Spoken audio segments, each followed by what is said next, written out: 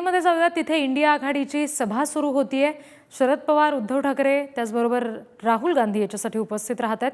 ही सध्या नवी दिल्लीतली रामलीला मैदानावरची दृश्य आपण बघतोय। इंडिया आघाडीची ही सभा आहे।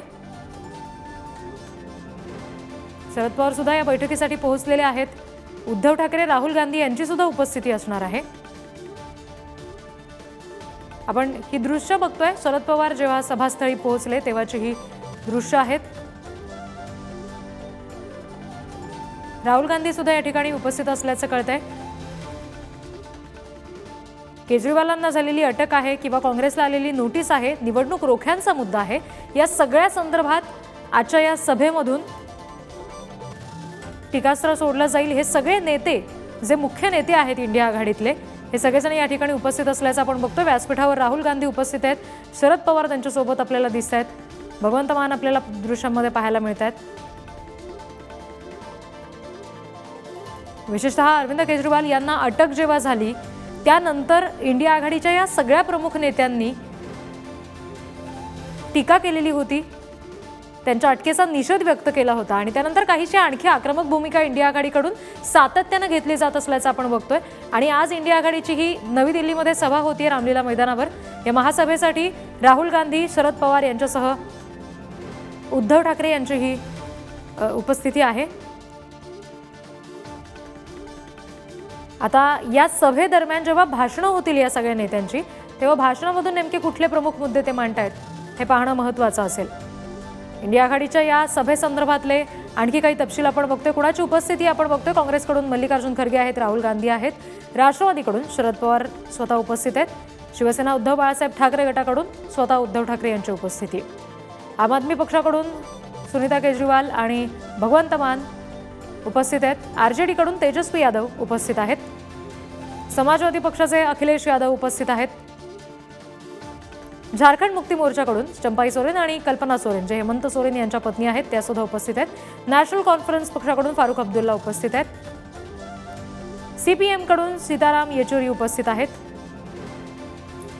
दीपंकर भट्टाचार्य सुद्धा उपस्थित आहेत, सीपीआय कडून डी राजा हे सुद्धा उपस्थित आहेत। इंडिया आघाडीची बैठक होतीये, त्याच्यासाठी पीडीपी कडून मेहबूबा मुफ्ती यांची देखील उपस्थिती आहे। ज्या सगळ्या घटक पक्षांचा समावेश इंडिया आघाडीत आहे त्यातले हे मुख्य नेते इथे उपस्थित आहेत। Gaining the people's support across the country, so the BJP and Sangh Parivars are afraid about our Rahulji and Kejriwal and young leaders, so that they are doing this kind of anti-national activities. This is not only against Kejriwal.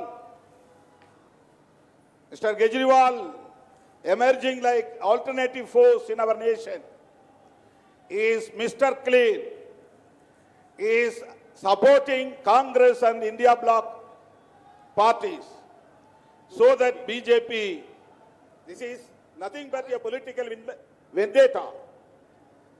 This is a political vendetta. There is no evidence proof against him to arrest. They didn't expect that Kejriwal will support or will join with India bloc. Kejriwal, Aam Aadmi Party joined with Congress and India bloc so that they got feared. So this kind of activities is anti-national one, anti-constitutional. They are misusing the investigative agencies, Enforcement Directorate, Income Tax Wing, and CBI against opposite parties. They blocked the account of AICC. This is unconstitutional and democratic one. US and Germany and UN also.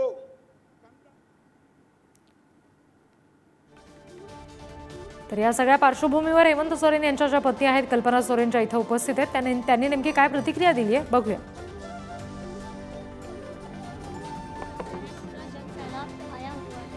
पूरा हिंदुस्तान के सारे लोग आए हुए हैं। ये हम अपने लोकतंत्र को बचाने के लिए सारे जितने भी पार्टी है इंडिया गठबंधन के सभी लोग यहाँ एकत्रित हो रहे हैं।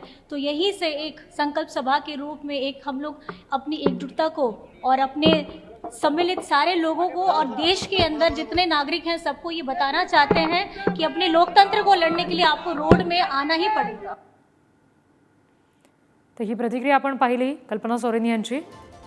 एकंदरीत यंत्रणांचा वापर करून आमच्यावर सातत्यानं अन्याय केला जातोय ही भूमिका इंडिया आघाडीचे सगळे नेते मांडताना दिसतात आणि त्या विरोधात तुम्हाला रस्त्यावर उतरावंच लागेल। एकजूट ही अशीच कायम ठेवावी लागेल अशी प्रतिक्रिया नुकताच कल्पना सोरेन यांनी सुद्धा दिलेली आहे। एकंदरीत या महासभेदरम्यान जेव्हा आता प्रत्यक्ष सगळेजण बोलायला उभे राहतील तेव्हा त्यांच्या भाषणातले प्रमुख मुद्दे नेमके काय असतील याच्यावरून त्यांची पुढची एकंदरीत प्रचाराची रणनीती आगामी लोकसभांसाठीचा नेमका काय उद्देश असेल हे सुद्धा समोर येईल। नुकताच मल्लिकार्जुन खरगे यांनी सुद्धा हात उंचावून उपस्थितांना अभिवादन केलं। राहुल गांधी आहेत व्यासपीठावर उपस्थित, शेजारी शरद पवार आहेत, आपण दृश्य सध्या ही नवी दिल्लीतली बघतोय।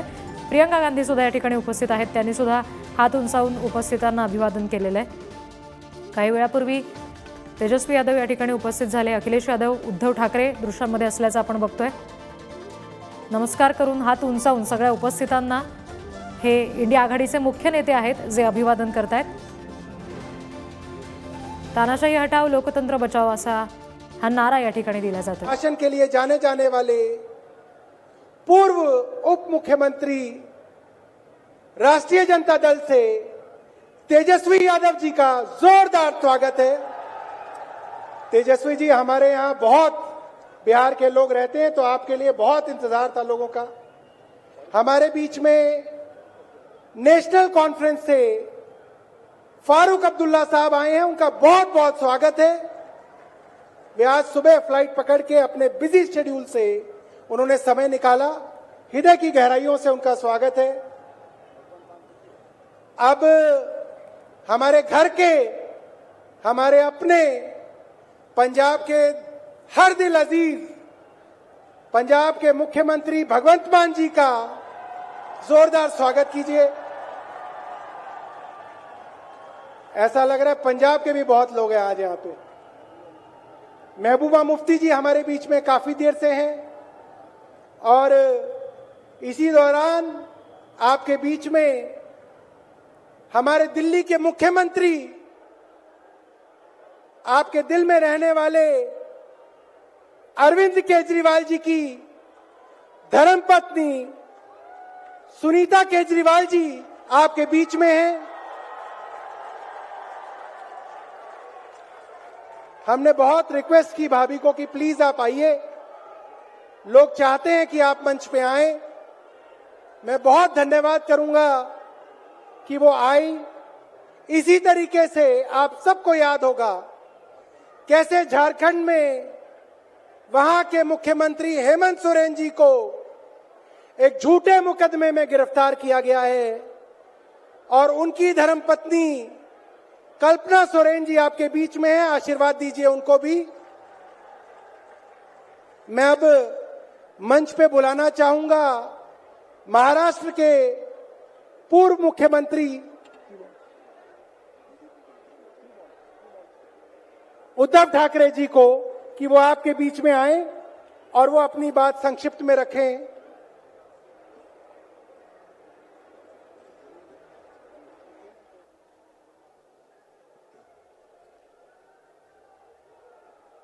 मंच पे उपस्थित सभी मान्यवर नेतागण और मेरे सामने लाखों की संख्या में उपस्थित मेरे देशभक्त देशप्रेमी भाई और बहनों, हम सबको पता है कोई चुनावी रैली नहीं है। अपनी दो बहनें हिम्मत से लड़ रही है। अगर बहन हिम्मत से लड़ रही है तो भाई कैसे पीछे रहेगा। और इसलिए हम सब दोनों अपनी जो बहनें हैं, कल्पना जी हैं, सुनीता जी हैं, आप चिंता मत करो। सिर्फ हमें नहीं, पूरा अपना देश हिंदुस्तान आपके साथ में है। देश में जो स्थिति है मैं दोहराना नहीं चाहूंगा। एक कुछ दिन पहले आशंका थी कि क्या हमारा देश तानाशाही की ओर चल रहा है लेकिन अब वो आशंका नहीं रही, अब वो सच्चाई है। अगर बीजेपी सरकार को ऐसे लग रहा होगा कि अरविंद जी को अरेस्ट किया, हेमंत जी को अरेस्ट किया तो लोग डर जाएंगे, लेकिन उनको आज तक पता नहीं, उन्होंने अपने देशवासियों को कभी पहचाना नहीं। मेरे भारत का हर कोई डरने वाला नहीं, लड़ने वाला है। और अगर हिम्मत है तो बाकी आपकी सारी एजेंसीज हैं, ईडी, सीबीआई, इनकम टैक्स, जैसे हम इंडिया गठबंधन बनाकर सबके सामने आए हैं, अगर आप में हिम्मत है तो बीजेपी को मैं कहता हूं, चुनौती देता हूं कि बाकी सारी लोगों को छोड़ दो, आप सीधा आपके बैनर पर लगा दो कि बीजेपी के साथ जो 3 साथी पार्टी है वो ईडी, इनकम टैक्स और सीबीआई है। लेकिन अब समय आया है, कितने दिन तक हम उनकी आलोचना करते रहेंगे? अब तो उनका सपना ऐसा है कि 400 पार। मैं पूरे देश को आह्वान करना चाहता हूं कि एक व्यक्ति और एक पार्टी की सरकार देश के लिए खतरनाक हो गई है और अब वो समय आया है कि एक पार्टी और एक व्यक्ति की सरकार नहीं चलेगी। पूरे देश को मैं आह्वान करता हूं कि हम सबको अब चाहिए, मजबूत देश चाहिए और मिलीजुली सरकार हमें लानी ही होगी। देश में जितने सारे प्रांत हैं, जितने सारे राज्य हैं, उनका सम्मान करने वाली सर्वतोमुखी सरकार अगर हम लाते हैं तो ही देश बच सकता है, नहीं तो फिर आपका सवाल है, आपका भविष्य आप किसके हाथ में देना चाहते हो? हम सारे आए हैं चुनाव के प्रचार के लिए नहीं आए हैं, हम प्रजातंत्र की रक्षा के लिए आए हैं। और कैसी सरकार है? अरविंद जी के ऊपर इल्जाम लगा दिया, डाल दिया जेल में। हेमंत जी के ऊपर इल्जाम लगा दिया, डाल दिया जेल में। ये कौन सा तरीका है? इनके पास जितने सारे लोग हैं, मैं आपके सामने आने से पहले कुछ पत्रकारों के साथ वार्तालाप कर रहा था और उन्होंने कहा कि उद्धव जी अब उन्होंने इनको साथ में ले लिया, उनको साथ में ले लिया।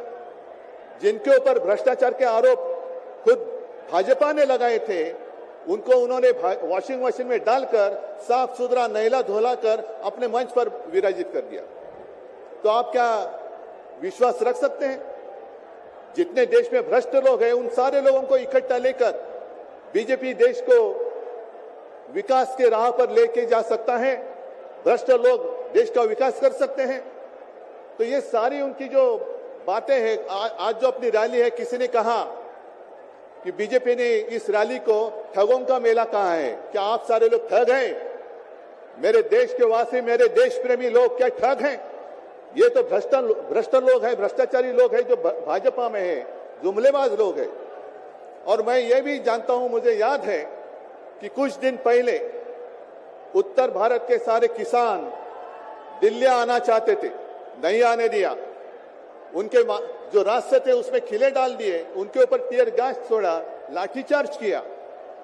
तो मैं पूरे देश के किसानों का आह्वान करता हूं, आप अन्नदाता हो, आप अन्नदाता हो, अन्नदाता देवो भव हमारी संस्कृति है। जो सरकार किसानों को आतंकवादी मानती है और जो सरकार किसानों को दिल्ली आने से रोकती है, तो पूरे अब समय है कि पूरे देश के किसानों ने किसानों को आतंकवादी समझने वाली भाजपा सरकार को दिल्ली आने से रोकना होगा। जैसे आपकी राह, उन्होंने आपके रास्ते दिल्ली आने से रोकी थी, वैसे अब किसानों ने बीजेपी को दिल्ली आने से रोकना ही होगा। और एक नारा जो मैंने मुंबई में दिया था, वो जो कहते हैं कि आपकी बार 400 पार, मैं आपको आह्वान करता हूं कि जहां से आप आए हुए हैं, आप जाओ, अपने घर पे जाओ, जहां भी जाएंगे, गांव में जाओ, लेकिन एक नारा आपको देना होगा तानाशाही के खिलाफ, अब की बार भाजपा तड़ी पार, अब की बार भाजपा तड़ी पार। और ऐसे तानाशाही करने वाली सरकार अब हम दिल्ली आने नहीं देंगे, यही शपथ लेकर आगे हमें जाना होगा। और फिर से एक बार सुनीता जी, कल्पना जी, आप चिंता मत करो, पूरा देश आपके साथ है, आप लड़ाई जीतेगी और हम सब लड़ाई जीतेंगे, प्रजातंत्र जीतेगा। जय हिंद, जय महाराष्ट्र। बहुत बहुत धन्यवाद। मैं एक रिक्वेस्ट सब साथियों को करना चाहता हूं कि जब सीनियर लीडर्स बोल रहे हो तो उनकी बात को आप ध्यान से सुनिए। उद्धव ठाकरे जी ने बहुत अच्छा नारा दिया। एक बार आप सबको वो नारा दोहराना पड़ेगा। मैंने सुना था मुंबई में भी इन्होंने नारा दिया था, अब की बार भाजपा तड़ी पार, अब की बार। बहुत बढ़िया। अरविंद केजरीवाल। बहुत सुंदर साथियों, मैं एक उद्धव जी ने जो बात कही उस पे मुनव्वर राणा साहब ने एक बात कही है, राहत इंदौरी साहब ने, मैं आपके बीच में रखता हूं। अगर खिलाफ है होने दो, जान थोड़ी है, ये सब धुआं है, कोई आसमान थोड़ी है।